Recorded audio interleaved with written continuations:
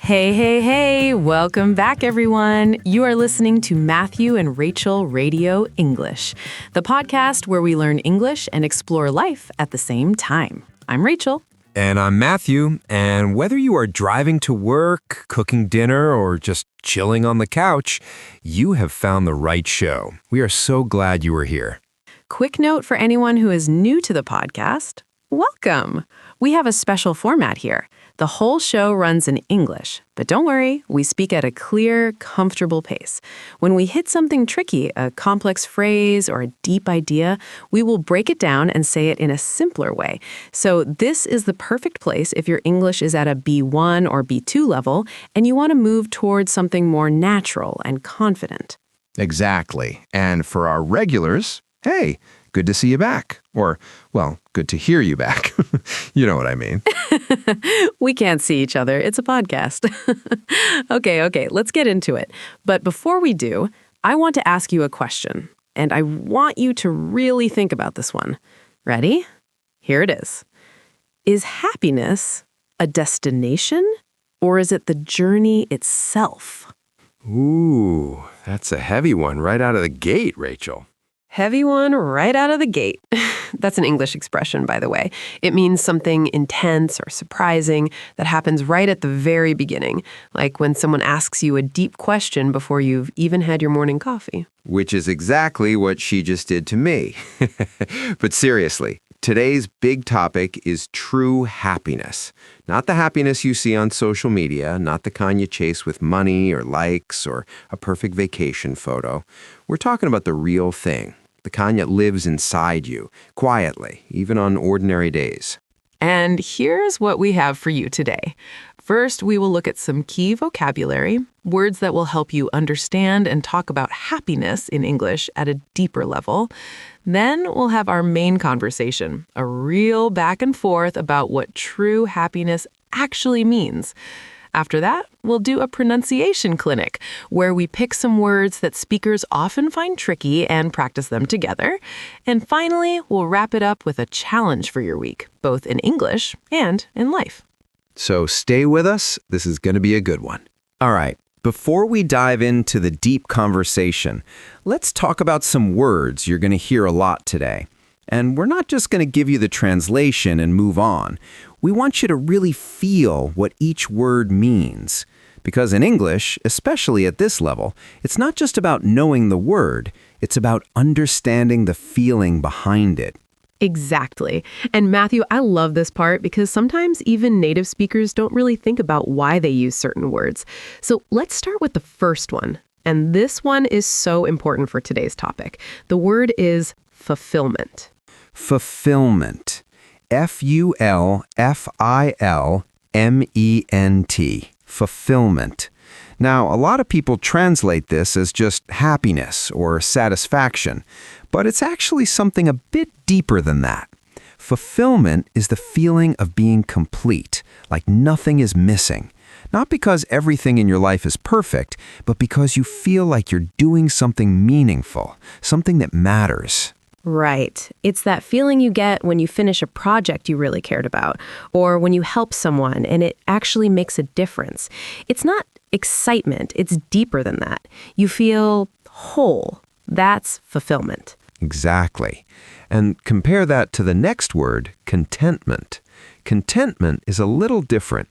It's quieter. It's more like a Sunday afternoon with no plans, sitting by a window with a cup of tea and thinking, I'm okay.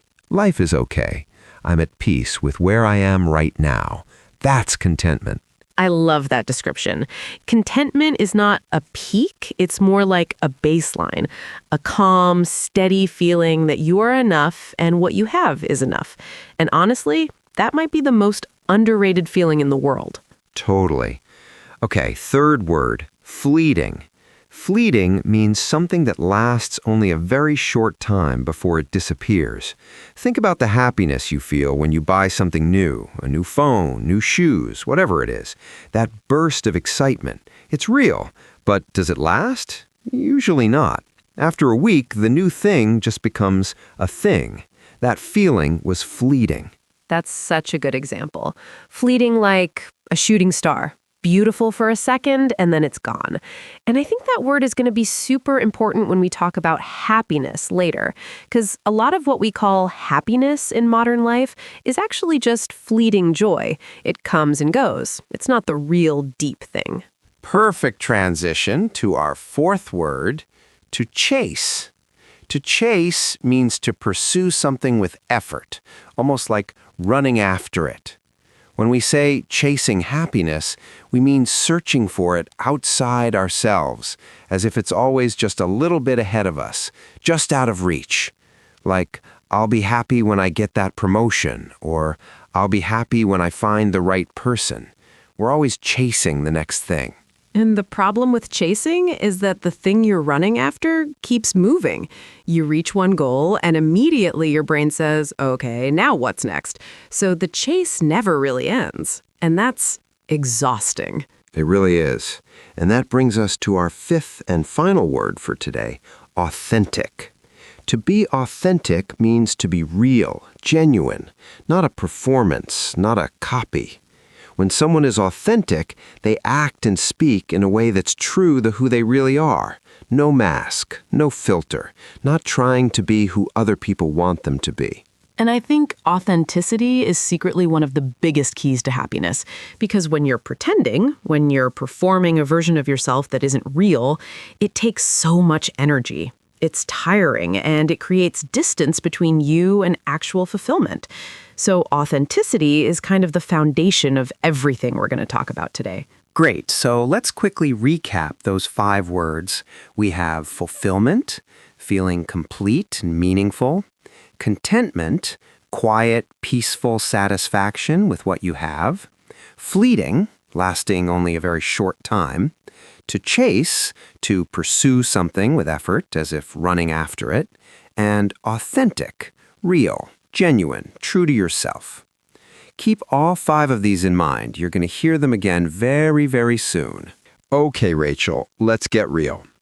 When was the last time you felt truly, genuinely happy? Not excited, not relieved, not distracted, actually happy. That's actually a harder question than it sounds. I think last week I was hiking with a friend, no phone, no plans, just moving through the forest and talking. And at one point we just stopped and listened to the birds. And I thought, this is it. This is what I've been looking for. It wasn't special, really, but it felt complete. That word you used, complete, that's basically what we mean by fulfillment. It's that sense that nothing is missing. Not because everything in your life is perfect, but because you're present and you're connected to something real. Exactly. And you know what's interesting? In that moment, I wasn't thinking about my goals, my to-do list, or what I needed to achieve next. I was just there. And that's something we don't talk about enough, how exhausting it is to always be chasing something. That's such a good point. We live in a culture that glorifies the chase. Work harder, earn more, look better, be more productive. And don't get me wrong, ambition is beautiful, but there's a difference between working towards something with purpose and running away from the present moment because you're afraid it's not enough. So let's talk about something that I think confuses a lot of people, the difference between joy and true happiness. Because people use these words as if they mean the same thing, but they really don't. Great point. So joy in English refers to a burst of positive emotion. It can be intense, but it's usually short-lived. It's fleeting. You feel joy when your team wins a game, when you eat your favorite food, when someone gives you good news. It's wonderful, but it comes and goes. It depends on something happening outside of you. True. True happiness, or what we might call deep happiness, is something different. It's a steadier, underlying feeling of being okay with your life, even when things are hard, even when you're tired. It doesn't require a perfect moment. It's more like a foundation, solid, quiet, and reliable. It doesn't disappear when the excitement fades. And that's where contentment comes in.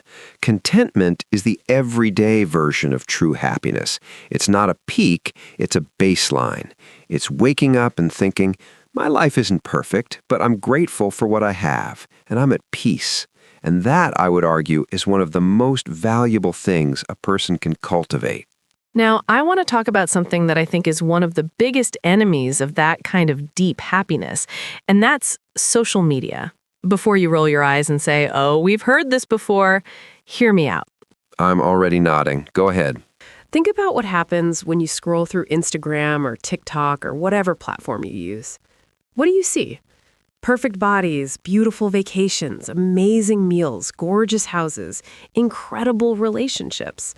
And I know, rationally, that those are highlights. They are not real life. But emotionally, it doesn't matter. Your brain starts comparing. And there's a famous quote that says, comparison is the thief of joy. That quote is often attributed to Theodore Roosevelt, and it's so true. When you're comparing your behind the scenes to someone else's highlight reel, you will always feel like you're losing. That feeling isn't real. It's manufactured by the algorithm. And here's the deeper issue. Social media doesn't just make us compare, it also sells us a very specific version of happiness. Happiness that is photogenic. Happiness that looks like a white beach, a flat stomach, a big house. It creates this idea that if you don't look happy, you're not happy. So people start performing happiness instead of actually living it. And that's the opposite of being authentic. When you're performing happiness for an audience, crafting your image, filtering your life, you're building a wall between yourself and the real thing. You're investing energy in the appearance of a good life instead of actually building one. I actually deleted Instagram for 6 months once, and the first 2 weeks were really uncomfortable. I felt like I was missing out on things, like life was happening and I wasn't watching. But then something shifted. I started noticing the actual world around me more. I called friends instead of just liking their posts. I cooked more, I read books, and slowly that quiet feeling of contentment started to grow. It wasn't dramatic, but it was real. That takes courage. We talk about a social media detox like it's easy, but it's actually quite hard in a world where everyone is connected all the time. I think the key isn't necessarily deleting everything. It's being intentional, being honest with yourself about why you use these platforms and what effect they actually have on you. So if social media and constant chasing are the problem, what's the solution? Or at least part of it? I think one of the most powerful answers, and I know it might sound a little simple, is gratitude. The practice of actively noticing and appreciating what is already good in your life, right now, not what you're hoping to have next year, what you already have today. And I know, just be grateful. It sounds almost too simple, right? But the research behind it is actually really solid. Studies consistently show that people who practice gratitude regularly, like writing down 3 things they're thankful for each day, report higher levels of well-being, better sleep, and stronger relationships. And what I find interesting is that gratitude doesn't require your life to be perfect. That's the whole point. You can feel grateful for small things, a warm cup of coffee, a funny conversation with a stranger, the fact that you woke up. And when you train your brain to notice these things consistently, your entire perspective starts to shift. It's like your brain is a camera, and you're choosing where to point it. Most people by default point it at problems, at what's missing, at what went wrong. Gratitude is the practice of consciously redirecting that lens toward what's working, what's beautiful, what's enough. I love that metaphor. And I think that's the bridge between fleeting joy and true happiness. True happiness isn't something you find at the end of a road. It's something you build day by day through choices, through small intentional acts of noticing, connecting, and being genuinely present in your own life. And being authentic enough to admit when you're not happy, too.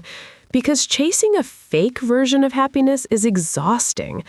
Sometimes the most honest and healing thing you can do is say, I'm struggling right now. and that's okay. Absolutely. Vulnerability, being open about your real feelings, is actually a path to connection. And connection is one of the deepest sources of fulfillment we have as human beings. We are not meant to be happy alone, posting beautiful photos into the void. We are meant to be in community, in honest relationship with people who see us, really see us, and love us anyway. On that note, I think we should take a breath. That was a lot of beautiful, heavy thought. Let's switch gears for a few minutes and work on something practical. Pronunciation. Yes, and I promise this part is fun. Okay, welcome to the Pronunciation Clinic. This is the part of the show where we get practical and help you sound more natural in English. Today, we're focusing on 3 words from our episode that speakers often pronounce in a way that sounds a little off to native ears. And by the way, mispronouncing a word doesn't mean you're bad at English. It just means nobody showed you the right way yet. That's what we're here for. Rachel, are you ready to make some mistakes on purpose? Born ready. Let's go. Our first word is happiness. Okay, so tell me, how do usually learners say this word? Usually something like happiness. No H at the beginning and the ending kind of disappears. Yes, that's very common. So let's fix 2 things. First, the H. In English, the H is a real sound. You push air out through an open throat. It's soft, almost like you're fogging up a mirror or sighing gently. Try it right now, listener. Just breathe out and say, good. Now add the rest. Happiness. And the second thing is that first vowel. It's not hep and it's not hop. It's that short ah sound, like in the word cat or trap, right in the middle of your mouth. So it's happiness. And don't cut the ending. Let it flow naturally. Happiness. Say it with us 3 times. Happiness, happiness, happiness. Nice work. Okay, our second word is fulfillment. And Matthew, this one has some really specific sounds that are tough, right? It does. So the first mistake learners make is with the first vowel. They say fulfillment with a long oo sound. But it's actually a shorter, rounder sound, like the vowel in foot or pull. It's quick, full, not fool, full. And then there's what's called the dark L, the L sound at the end of full. In English, some L sounds are what we call dark. The back of your tongue rises a little, and it sounds almost like there's a tiny O or W hiding inside. It's a subtle thing, but native speakers really hear it. Okay, Rachel, give him the wrong version. Exaggerating. Fool, fill, men. No T at the end, long oo, wrong stress. Classic. So the stress falls on the second syllable, fulfillment. And that T at the end is soft, but it's there. Let's say it together. Fulfillment, fulfillment, fulfillment. Repeat with us, listener. Fulfillment. There you go. And our third and final word for today, and this one is a real tongue twister, authenticity. Oh yes, this word is long. Right, so the th sound, you make it by putting your tongue lightly between your teeth, just barely touching your upper teeth, and blowing air. It feels strange at first. Try it right now. Stick your tongue out slightly and say th, th, th, like in think or 3. Go on, listener, do it. Even if you feel silly, nobody can see you right now. Tongue between the teeth, th. Good. So authenticity. The th is right there in the middle, and the stress falls on the third syllable, authenticity. Give us the wrong version, Rachel. Exaggerating. Authenticity. No th, wrong stress, all the syllables blurred together. And now the right way, slowly, authenticity, and faster, authenticity. Let's all say it together 3 times. Authenticity, authenticity, authenticity. Excellent. You're doing great. And listener, if you want extra practice, pause the episode right here. Replay this section and repeat each word out loud 10 times. Your mouth needs to build muscle memory for these sounds. It takes repetition, and that is completely normal. Even professional speakers practice every day. All right, we are coming to the end of today's episode, but before we say goodbye, let's land the plane. Let's bring everything together. Today, we talked about true happiness, and we made a really important distinction. Joy is fleeting. It's intense, it's wonderful, but it depends on outside circumstances, and it doesn't last. True happiness is steadier. It lives in contentment, in gratitude, in real and authentic connection with the people around us. We also talked about how social media can create a false mirror, showing us a world that doesn't really exist and making us feel like our own lives are somehow not enough. The antidote isn't hate, it's awareness. Be intentional, be authentic, and remember, your real life, with all its messy, ordinary, imperfect moments, that is actually the good stuff. And the deepest kind of happiness, that sense of fulfillment, comes not from what you achieve, but from how fully you show up for your own life, from being present, from loving well, from growing slowly and intentionally without always chasing the next thing. There's a quote I love from the Dalai Lama. Happiness is not something ready-made. It comes from your own actions.